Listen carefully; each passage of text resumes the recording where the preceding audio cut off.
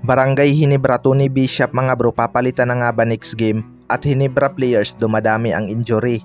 Yan mga bro, pagkatapos mong ilike ang ating video, mag-subscribe na rin kung bago ka pa lang sa ating channel. At i-click ang notification bell para lagi kang updated sa ating mga sports balita.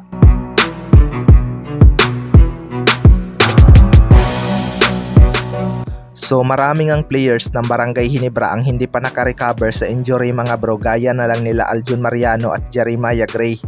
Nagkaroon din ng injury si Scotty Thompson mga bro, kaya hindi ito nakapaglaro kontra Tira Permajip at Phoenix Super LPG. Huling ang nagkaroon ng injury itong si Nards Pinto mga bro. Panigurado hindi din ito makakalaro ng ilang laban, kaya bawas talaga ang mga defensive player ng Barangay Hinebra. Maraming ang nagsasabi mga bro na kailangan ng mag-rebuild itong Barangay Hinebra, partikular na sa kanilang second unit dahil dumadami na nga ang kanilang mga injured player. Expected ngang mag-iiba ang laro ng mga yan kapag naka-recover na, or worse, hihina na ang Barangay Hinebra. Hirap na nga silang manalo kahit sa Blackwater at Tira Permajip, kaya tinalo talaga sila ng Phoenix Super LPG na dati tinatambakan lang nila. Makikita talaga natin ang epekto ng kawalan ni Scotty Thompson mga bro. Iba pa rin ang impact nila sa opensa kapag mayroong Scotty Thompson dahil nakokontrol nga nila ang rebounds at maganda talaga ang kanilang ball movement. Mahihirapan talaga ang Hinebra ngayong season. Sa kabilang banda naman mga bro, Tony Bishop papalitan na nga ba? Ito ngang si Tony Bishop mga bro ang replacement import ni Justin Brownlee. Maraming ang natuwa noong una dahil nakita na nga natin itong maglaro at dinala niya sa finals ang Meralco Bolts. Pero dito nga sa Barangay Hinebra ay marami talagang nakulangan sa kanyang performance.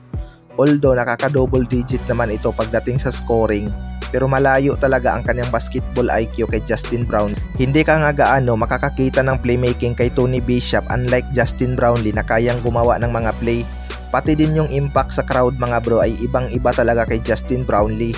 Maraming ang gusto mga bro na palitan itong si Tony Bishop ng import na energetic at mataas ang basketball IQ. Well, para sa akin mga bro, mahirap na nga makahanap ng import na kagaya ni Justin Brownlee. Kung papalitan man nila itong si Tony Bishop, malabong makahanap agad sila ng katulad ni Justin Brownlee na team player at mataas ang basketball IQ. Isa pa, masunurin nga sa coach itong si Justin Brownlee mga bro, at hindi mo talaga ito makikitang nagre-reklamo kapag pinagsasabihan ni Coach Timcon. Maraming ang nakapansin na walang ang makakapigil kay Justin Brownlee na mga lokal sa ating liga, kahit sino pa man ang ibantay sa kanya. Kahit nga yung Giz team noon na Bay Area Dragons ay wala ngang pangdepensa kay Justin Brownlee. Kaya abangan na lang natin kung hanggang saan naaabot ang Barangay Hinebra ngayong season. Kayong mga bro, ano masasabi nyo tungkol dito?